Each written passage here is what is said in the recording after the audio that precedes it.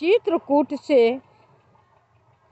भरत जी राम जी से अब विदा मांग रहे हैं अवधपुर लौटने के लिए। ये प्रसंग हम आज कहेंगे। पहले प्रभु श्री राम जी का स्मरण कर लें। भक्ति भक्त भगवंत गुरु चतुर्नाम बपु एक, तिनके पद बंदन करो नासे विघ्नयने। सिए मांडवी उर्मिला श्रुति कीरति बरबाम, चारु सुवन चारु रतन तुलसी करत प्रणाम। भाषा तुलसीदास कृत कथा करो अनुसार, आसन लीजय हृदय महूम आया हूँ पवन कुमार। मांगे विदा प्रणाम करी राम लिए उरलाई, लोग उचाटे अमरपति कुटिल सुअवसर पार। मंगल भवन मंगल हारी द्रबहु सुदशरथ अजिर बिहारी। भरत जी प्रणाम करके विदा मांगी, तब प्रभु श्री राम जी उन्हें हृदय से लगा लेते हैं। इधर कुटिल इंद्र बुरा मौका पाकर लोगों का उच्चाटन कर दिया। देखिए इंद्र जी ऐसे हैं, कहलाते तो देवता हैं, इसीलिए हमें लगता है कि उनका पर कहीं पूजा नहीं की जाती है। सब देवता देवियों के हमने मूर्ति देखी है, पूजते हुए देखा है और पूजा भी है, लेकिन इंद्र भगवान तो कहलाते हैं, लेकिन उनका हमने पूजा करते हुए किसी को नहीं देखे हैं। अब सब मिल रहे हैं, खुद ही जाने के लिए कह रहे हैं भरत जी, फिर भी सबके मन में हृदय में इतना उच्चाटन इंद्र जी कर दिए हैं ना कि देखिए क्या कहते हैं। बुरा मौका पाकर लोगों का उच्चाटन कर दिया। सो कुचाल सब कह भइनी की, अवधियास समजीवन जी की। न तरु लखन सिय राम वियोगा, हरि मरत सब लोग कुरोगा। वह कुचाल भी सबके लिए हितकर हो गई। अवधि की आशा के समान ही वह जीवन के वियोग रूपी संजीवनी हो गई।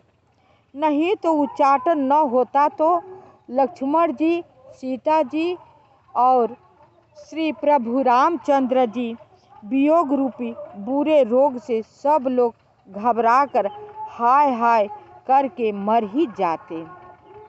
एक तरफ से कह रहे हैं गोस्वामी तुलसीदास जी कि उच्चाटन सबके अंदर दिए तो ठीक ही किए, नहीं तो सब मिल करके हाय हाय करके मर जाते। कभी बुराई में भी अच्छाई छिपी होती है। प्रभु श्री राम जी की कृपा ने सारी उलझन सुधार दी। देवताओं की सेना जो लूटने आई थी, अब देखिए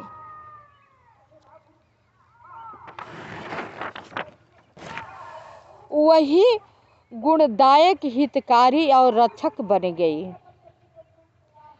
श्री राम जी भुजाओं में भरकर भाई भरत से मिल रहे हैं।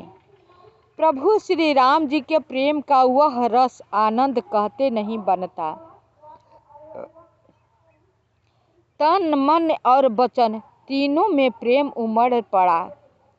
धीरज की धुरी को धारण करने वाले श्री रघुनाथ जी भी धीरज त्याग दिया, जो कि तीनों लोग का मालिक है, सब कुछ जानने वाले हैं। वो भी जाते वक्त मिलते हैं ना, तो अपना धीरज को भी त्याग दिया। वे कमल दृश्य नेत्रों से प्रेमाश्रुओं का जल बहाने लगे। उनकी यह दशा देखकर देवताओं की सभा समाज दुखी हो गई। राम जी जब रोने लगे, उनके नेत्रों से जल जब गिरने लगा ना, तो देवता सब दुखी हो गए। मुनि गण गुर धुर धीर जनक से, ज्ञानय नल मनक से कनक से, जे बिरंचि निरले पहु पाए, पदुम पत्र जिमि जग जल छाए।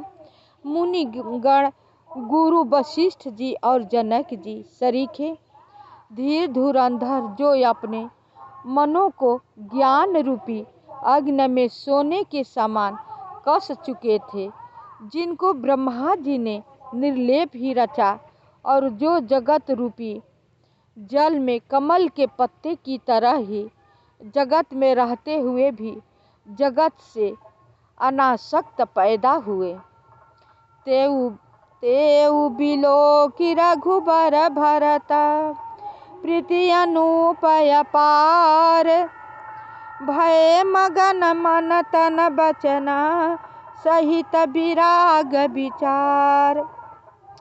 वे भी श्री राम जी और भरत जी के उपमा रहित अपार प्रेम को देखकर वैराग्य और विवेक सहित तन मन वचन से उस प्रेम में मग्न हो गए। जहाँ जनक जी और गुरु वशिष्ठ जी की बुद्धि की गति कंठित हो गई, उस दिव्य प्रेम को प्राकृत लौकिक कहने में बड़ा दोष है। प्रभु श्री रामचंद्र जी और भरत जी के वियोग का वर्णन करते सुनकर लोग कभी को कठोर हृदय समझेंगे, कभी कह रहा है कि उन लोगों को मिलन प्रेम हृदय की गति अगर मैं कहता हूँ ना, तो मुझे लोग कठोर समझेंगे। कभी के भी बुद्धि विस्तृत हो गई है। वह संकोच रस अकथनीय है। अतएव कवि की सुंदर वाणी उस समय उसके प्रेम को स्मरण करके सकुचा गई। भरत जी को भेंट कर श्री रघुनाथ जी उनको समझाया, फिर हर्षित होकर शत्रुघ्न जी को हृदय से लगा लिया। सेवक और मंत्री भरत जी का रुख पाकर सब अपने अपने काम में जा लगे। यह सुनकर दोनों समाजों में दारुण दुख छा गया। वे चलने की तैयारियां करने लगे। सब लोग चलने की तैयारी करने लगे। प्रभु के चरण कमलों की वंदना करके तथा श्री राम जी की आज्ञा को सिर पर रखकर भरत शत्रुघ्न दोनों भाई चले। मुनि तपस्वी और वन देवता सबका बार बार सम्मान करके उनकी विनती की। फिर लक्ष्मण जी को क्रमशः भेंट कर तथा प्रणाम करके और सीता जी के चरणों की धूलि को सिर पर धारण करके और समस्त मंगलों के मूल आशीर्वाद सुन करके वे प्रेम सहित चले। छोटे भाई लक्ष्मण जी समेत श्री राम जी राजा जनक जी को सिर नवाकर उनकी बहुत प्रकार से विनती की और बड़ाई की और कहा, हे देव दयावश, आपने बहुत दुख पाया, आप समाज सहित वन में आए हैं, अब आशीर्वाद देकर नगर को पधारिए। यह सुन राजा जनक जी धीरज धरकर गमन किया। फिर प्रभु श्री रामचंद्र जी मुनि ब्राह्मण और साधुओं को विष्णु और शिव के समान जानकर सम्मान करके उनको विदा किया। तब श्री राम लक्ष्मण दोनों भाई सास सुनैना जी के पास गए और उनके चरणों की वंदना करके आशीर्वाद पाकर लौट आए। फिर विश्वामित्र, वामदेव, जबाली और शुभ आचरण वाले कुटुंबी, नगर निवासी और मंत्री सबको छोटे भाई लक्ष्मण सहित श्री रामचंद्र जी ने यथायोग्य विनय एवं प्रणाम करके पुरुषों का सम्मान करके उनको लौटाया। अब सबको भगवान बारी बारी से मान सम्मान करते हुए लौटा रहे हैं।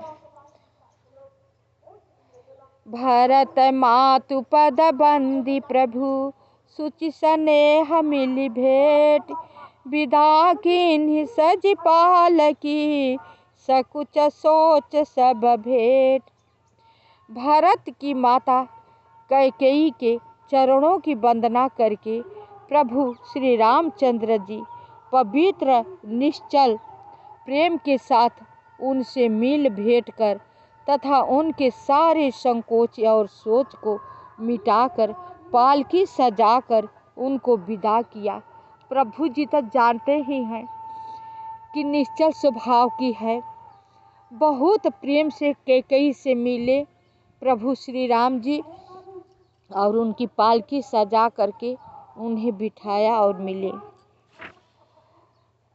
प्राण प्रिय पति श्री रामचंद्र जी के साथ पवित्र प्रेम करने वाली सीता जी नैहर के कुटुंबियों से तथा माता पिता से मिलकर लौट आई। फिर प्रणाम करके सब सासुओं से गले लग कर मिली। उनके प्रेम का वर्णन करने के लिए कवि के हृदय में हुलास उत्साह नहीं होता। उनकी शिक्षा सुनकर और मनचाहा आशीर्वाद पाकर सीता जी सासुओं तथा माता पिता दोनों ओर की प्रीति में समाई बहुत देर तक निमग्न रही। तब श्री रघुनाथ जी सुंदर पालकियां मंगवाई और सब माताओं के आश्वासन देकर उन पर चढ़ाया। दोनों भाइयों माताओं से समान प्रेम से बार बार मिलजुल कर उनको पहुंचाया। भरत जी और राजा जनक जी के दलों में घोड़े, हाथी और अनेकों तरह की सवारियां सजाकर प्रस्थान किया। सीता जी एवं लक्ष्मण जी सहित प्रभु श्री रामचंद्र जी को हृदय में रखकर सब लोग बेसुध हुए चले जा रहे हैं। बैल, घोड़े, हाथी आदि पशु हृदय में हारे शिथिल हुए परवश मन मारे चले जा रहे हैं। गुरु गुरु तिये पद बंदी प्रभु सीता लखन समेत, फिरे हरस विस्मय सहिता आए परन निकेत। गुरु वशिष्ठ जी और गुरु पत्नी अरुंधति जी के चरणों की वंदना करके सीता जी और लक्ष्मण जी सहित प्रभु श्री रामचंद्र जी हर्ष और विषाद के साथ लौटकर पर्णकुटी पर आए। विदा किन्ह सन्मानिनि साधु, चले हृदय बड़ा बिरह विषादु। कोल की रात भील बनचारी, फेरे फिरे जोहारी जोहारी। फिर सम्मान करके निषाद राज को विदा किया। वह चला तो सही, किंतु उसके हृदय में विरह का बड़ा भारी विषाद था। फिर श्री राम जी कोल, किरात, भील आदि बनवासी लोगों को लौटाया। वे सब जोहार जोहार कर वंदना कर कर के लौटे। प्रभु सिय लखन बैठी बट छाही, प्रिय परिजन वियोग बिलखाही। भरत स्नेह सुभाव सुबानी, प्रियाय अनुज सन कहत बखानी। प्रभु श्री रामचंद्र जी, सीता जी और लक्ष्मण जी बड़ की छाया में बैठकर प्रियजन एवं परिवार के वियोग से दुखी हो रहे हैं। भरत जी के स्नेह स्वभाव और सुंदर वाणी को बखान बखान कर वे प्रिय पत्नी सीता जी और छोटे भाई लक्ष्मण जी से कहने लगे। श्री रामचंद्र जी प्रेम के बस होकर भरत जी के वचन मन कर्म की प्रीति तथा विश्वास का अपने श्रीमुख से वर्णन किया। उस समय पक्षी, पशु और जल की मछलियाँ, चित्रकूट के सभी चेतन और जड़ जीव उदास हो गए। श्री रघुनाथ जी की दशा देखकर देवताओं ने उन पर फूल बरसाकर अपनी घर घर की दशा कही, दुखड़ा सुनाया। प्रभु श्री रामचंद्र जी उन्हें प्रणाम कर आश्वासन दिया, तब वे प्रसन्न होकर चले। मन में जरा सा भी डर न रहा। सब एक दूसरे के समझाते हुए चले जा रहे हैं। प्रभु श्री राम जी बड़ के पेड़ के नीचे बैठ करके सीता जी, लक्ष्मण जी, भरत जी को शील संकोच वचन को आपस में बातें कर करके दुखी हो रहे हैं। तब देवता सभी आए, अपने घर की, अपने दुख की, मतलब कितना रावण से वो लोग दुखी हैं ये कहने लगे। तब प्रभु श्री राम जी सबको आश्वासन दे करके घर लौट आया।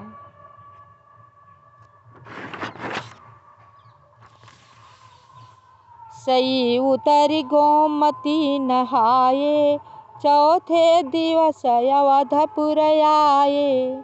जनक रहे पुरबासर चारी, राज काज सब साज संभारी। फिर सई उतर कर गोमती जी में स्नान किया और चौथे दिन सब अयोध्या जी जा पहुँचे। जनक जी 4 दिन अयोध्या जी में रहे और राज काज एवं सब काज सामान को संभाल कर तथा मंत्री गुरु जी तथा भरत जी को राज्य सौंप कर सारा साज सामान ठीक करके तिरहुत को चले। नगर के स्त्री पुरुष गुरु जी की शिक्षा मानकर श्री राम जी की राजधानी अयोध्या जी में सुख पूर्वक रहने लगे। राम दरस लगी लोग सब, करत नेम उपवास। तजी तजी भूषण भोग सुखा, जियत अवधि की आस। मंगल भवन मंगल हारी, द्रबहु सुदशरथ अजीर बिहारी। सब लोग श्री रामचंद्र जी के दर्शन के लिए नियम और उपवास करने लगे। भूषण और भोग सुखों को छोड़ छाड़ कर अवधि की आशा पर जी रहे हैं। सारे लोग व्रत करने लगे। सब सुख धाम को छोड़ छाड़ के सब जल पर रहने लगे। भरत जी मंत्रियों और विश्वासी सेवकों को समझाकर उद्यत किया। वे सब सीख पाकर अपने अपने काम में लग गए। फिर छोटे भाई शत्रुघ्न जी को बुलाकर शिक्षा दी और सब माताओं की सेवा उनको सौंप दी। ब्राह्मणों को बुलाकर भरत जी हाथ जोड़कर प्रणाम कर अवस्था के अनुसार विनय और निहोरा किया कि आप लोग ऊंचा नीचा, छोटा बड़ा, अच्छा मंदा जो कुछ भी कार्य हो उसके लिए आज्ञा दीजिएगा, संकोच न कीजिएगा। भरत जी शत्रुघ्न जी को बुला करके माता जी के सेवा सौंप दिया। जो विश्वासीय नौकर चाकर थे वो सब काम काज सौंप दिया। अब ब्राह्मणों को बुला करके बोले कि आप सबको जो ऊंच नीच लगे संकोच मत कीजिएगा, उसे अच्छे ढंग से कीजिएगा।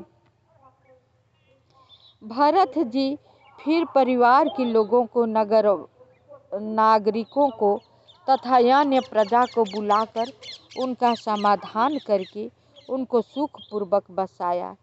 फिर छोटे भाई शत्रुघ्न सहित वे गुरु जी के घर गए और दंडवत करके हाथ जोड़कर बोले, आज्ञा हो तो मैं नियम पूर्वक रहूं। मुनि वशिष्ठ जी पुलकित शरीर हो प्रेम के साथ बोले, हे भरत, तुम जो कुछ समझोगे, कहोगे और करोगे वही जगत में धर्म का सार होगा। जाकर पूछते हैं कि मैं काम करूं तो गुरु जी कहते हैं, हे भरत, जो तुम सुनोगे, सोचोगे, करोगे वही धर्म होगा, जगत में धर्म का सार होगा। भरत जी यह सुनकर और शिक्षा तथा बड़ा आशीर्वाद पाकर ज्योतिषियों को बुलाया और दिन अच्छा मुहूर्त साध कर प्रभु की चरण पादुकाओं को निर्विघ्नतापूर्वक सिंहासन पर विराजित किया। अब देखिए, ज्योतिषियों को बुला करके वेद मंत्र सहित निर्धारित पूर्वक सिंहासन पर रखे उनकी खड़ाओं को, जो लेकर आए थे चरणाबिंद। राम मात गुर पद सिरुनाई, प्रभु पद पीठ रजाय सुपाई। नंदी गाँव करी पर न कुटीरा, किन्ह निवास धरा मधुर धीरा। फिर श्री राम जी की माता कौशल्या जी और गुरु जी के चरणों में सिर नवाकर और प्रभु की चरण पादुकाओं की आज्ञा पाकर धर्म की धुरी धारण करने में धीर भरत जी नंदी ग्राम में पर्णकुटी बनाकर उसी में निवास किया। कथा को यहीं पर विसर्जन करते हैं। मेरी कथा सुन करके आप सब लाइक सब्सक्राइब अवश्य कीजिएगा कि मेरी कथा कैसी लगी। शेष भाग अगले वीडियो